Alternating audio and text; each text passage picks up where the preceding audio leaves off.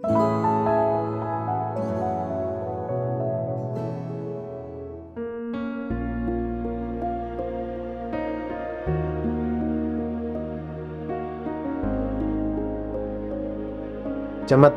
एक तो टूणे टोटके पुष्ट हिप्नोटिज्म से होते हैं, लेकिन नामदेव के ऐसे नहीं है। नामदेव के चमत्कार भगवत कृपा की प्रधानता से हुए।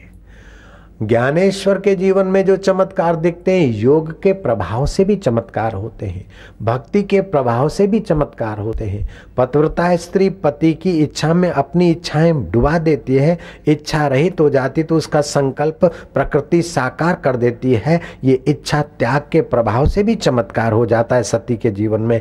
ऐसे सतगुरु के कार्य में, ईश्वर के कार्य में, के समाज के कार्य में अपनी इच्छा वासना छोड़ देते हैं तो फिर वो निरीक्षित अवस्था होती है, तभी भी चमत्कार घट जाते हैं। ईश्वर तुम्हारा आत्मा है, वो करने में, अकरने में और अन्यथा करने में समर्थ है।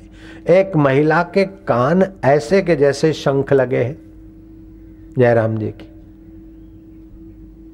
बस शंख लगे, कान की डिजाइन ऐसी। अब आप बोलेंगे नहीं होता, लेकिन वर्ल्ड गिनी बुक वालों ने मेरे को दिखाया। तो ये तो बहुत छोटी बातें हैं।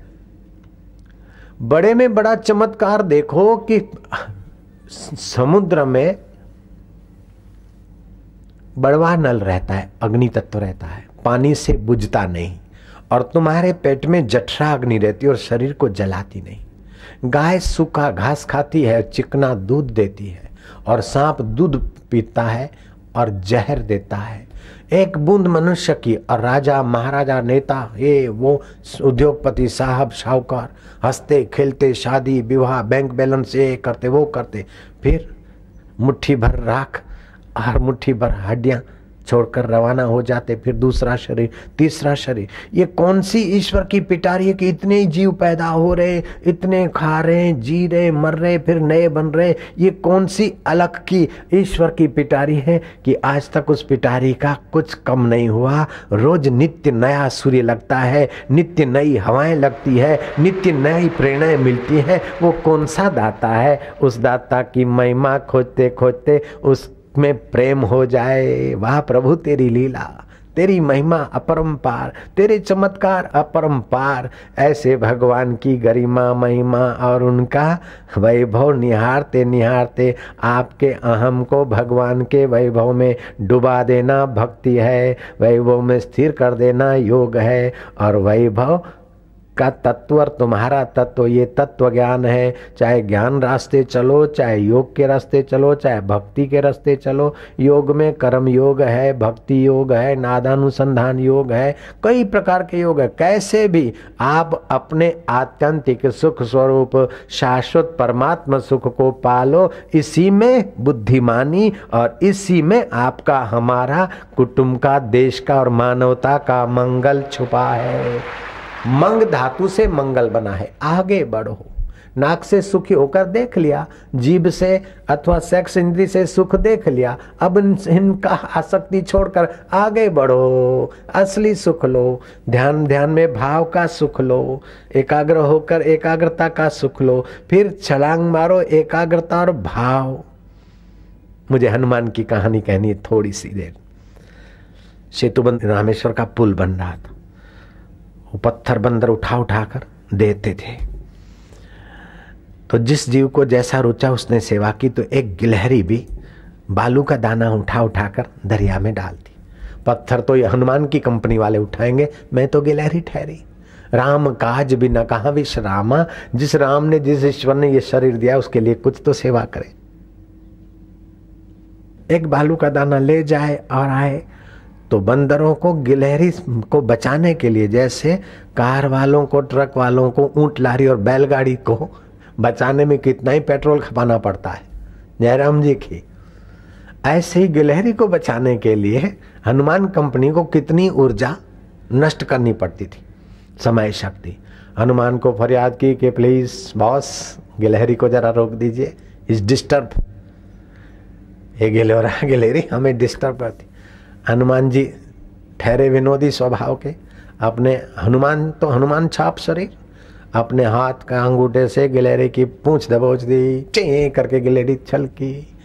बोले साइड प्लीज, तेरी सेवा की कोई जरूरत नहीं है। ये साइड प्लीज हनुमान के शब्द नहीं, मेरी मिलावट है तुम्हें जरा हंसाने के लिए। तुम सेवा नहीं करोगी, तुम्हारी जरा सा बालू की सेवा दूसरी हमारी इतनी बड़ी सेवा में विक्षेप है। बोले अब क्या करें, प्रभु ने जैसा शरीर दिया मैं तो सेवा करूंगी। बोले नहीं, चले जाओ। अब पूंछ दबाई थी, अब वो तो हम दबी हुई गिलहरी क्या करे।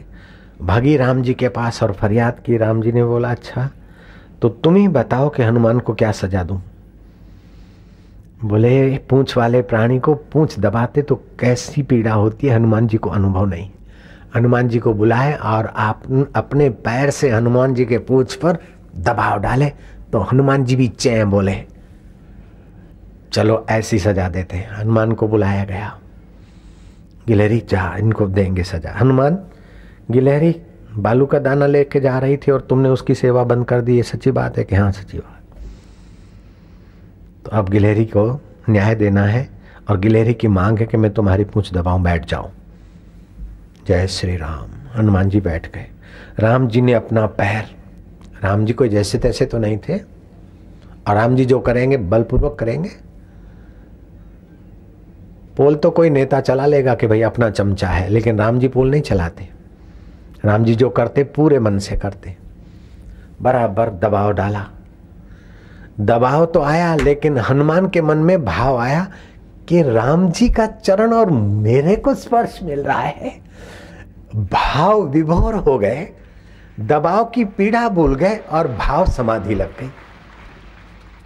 तो भाव सुख में दबाव के दुख को दबाने की ताकत है।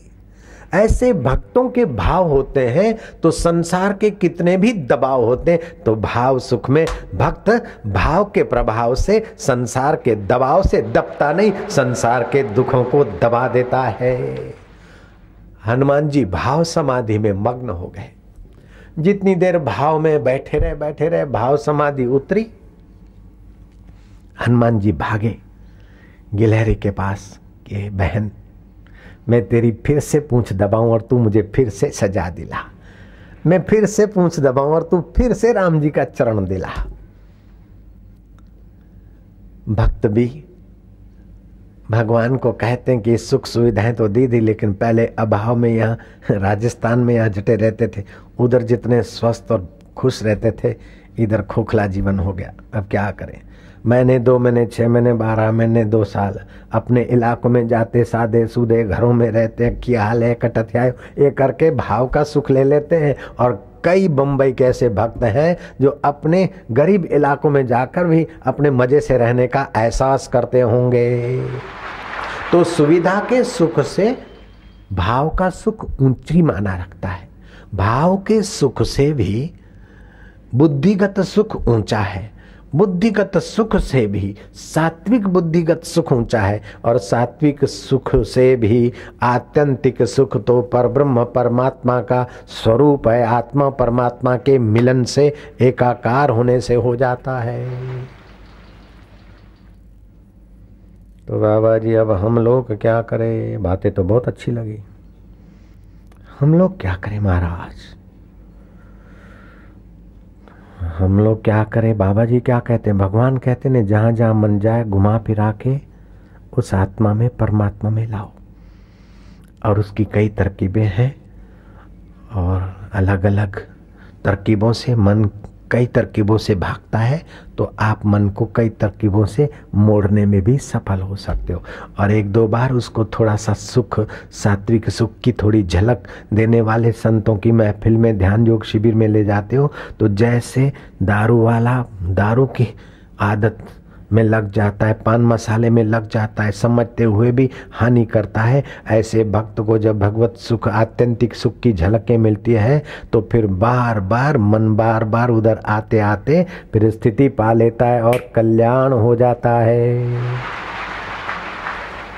ऐसे परम कल्याण के रास्ते चलने वाले सत्संगियों के लिए तो शिव जी के तरफ से मैं तुमको धन्यवाद देता हूँ। उनके माता पिता धन्य हैं जो भगवत कथा, हरि कथा, हरि रस, आत्यंतिक सुख के रास्ते, सत्संग के रास्ते जाते हैं। और उनसे भी ज्यादा वे बड़भागी हैं जो दूसरों को भी इस सच्चे अमृतपान के द्वार तक पहुंचाने में साथ सहयोग देते हैं।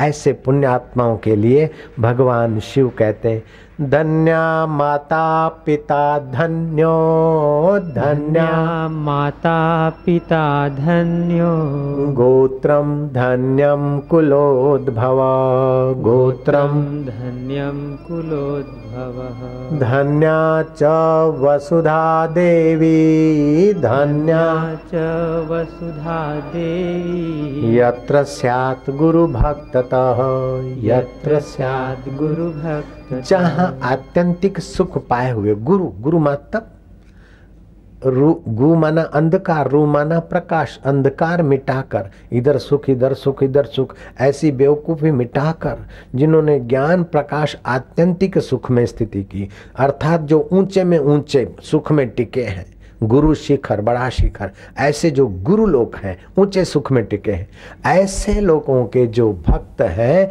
वे धन्य हैं, उनके माता पिता धन्य हैं। ऐसे भक्त जहाँ जिस धरती पे रहते हैं पार्वती, वह भूमि भी धन्य मानी जाती है जिनके हृदय में गुरु भक्ति है। ऐसे भक्तों के लिए शिव जी के वचन है, धन्या माता, उसकी माँ धन्य है, पिता धन्यो, गोत्रम धन्यम कुलोद्भव, धन्या च वसुधा देवी, यत्र स्यात् गुरु भक्तता।